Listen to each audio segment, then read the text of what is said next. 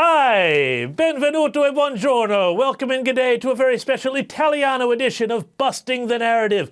This week, Italians went to the polls, and guess what? The mainstream media are molto angry with them. Like, I'm talking Sonny Corleone angry. Now, to hear them tell it, the Italians have gone and elected themselves another strutting Mussolini, this time in female form.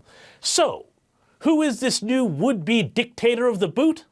Is she really a far-right lunatic in waiting who is probably right now finalizing her plans to invade Ethiopia? Or is this just another case of the media losing their mind at someone standing up for conservative values like faith and family? Well, let's find out as we go rompendo il narrazione.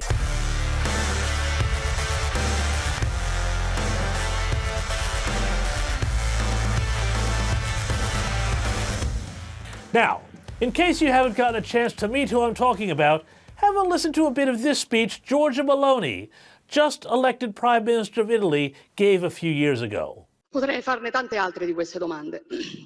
A monte c'è quella che ci facciamo oggi: perché la famiglia è un nemico? Perché la famiglia fa così paura? C'è una risposta unica per tutte queste domande. Perché ci definisce, perché è la nostra identità. Perché tutto quello che ci definisce in questo tempo è un nemico. Per chi vorrebbe che non avessimo più un'identità e che fossimo solamente schiavi, consumatori perfetti. E questo, piaccia o no, ha del sacro. Lo difenderemo Dio, la patria e la famiglia, che fanno tanto schifo a qualcuno. Lo faremo per difendere la nostra libertà, perché noi non saremo mai schiavi e semplici consumatori in balia della speculazione finanziaria. Faith, family, country. No wonder she's such a threat. Fascist, far-right, the epithets have been flying thick and fast. The American ABC had a panic attack, saying the party of neo-fascist roots won big in Italy. Please. The Australian ABC went down the same path in a complete ignorance of post-war Italian history, asking, will Italy elect a neo-fascist party on September 25? The BBC joined many in calling her far-right, which is of course a meaningless term now, but the most amusing example of this phenomenon came from where else? The New York Times, the newspaper that once, with a straight face, wrote the headline, Kim Jong-un's sister turns on the charm, but then reported on Italy's election under the banner, Europe looks at Italy's Meloni with caution and trepidation.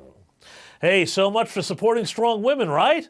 Anyway, of course, to say that Meloni is a fascist is to strip the word of any meaning and to turn it into an epithet for anything more conservative than the most bland center-right politics. Instead, what Georgia Meloni has done is tap a rich vein of discontent within Italy over the country's treatment by the European Union, extending even to threats if they voted the wrong way. Now, her politics is not so much a call for brown shirts in the streets as it is a rebuke to an establishment liberalism that has lost its way since the end of the Cold War and now demands high migration, low emissions, and fealty to a woke men-can-have-babies gender ideology. No wonder so much of the press is terrified of her. She has engaged questions of values and identity that the media had long thought had been relegated to the sin bin of politics as too hot to touch. And of course, their understanding of Italian politics is not much more sophisticated than a bottomless bowl of fettuccine alfredo at the Olive Garden. Perhaps they should listen to left-wing ex-Italian PM Matteo Renzi, who served from 2014 to 2016.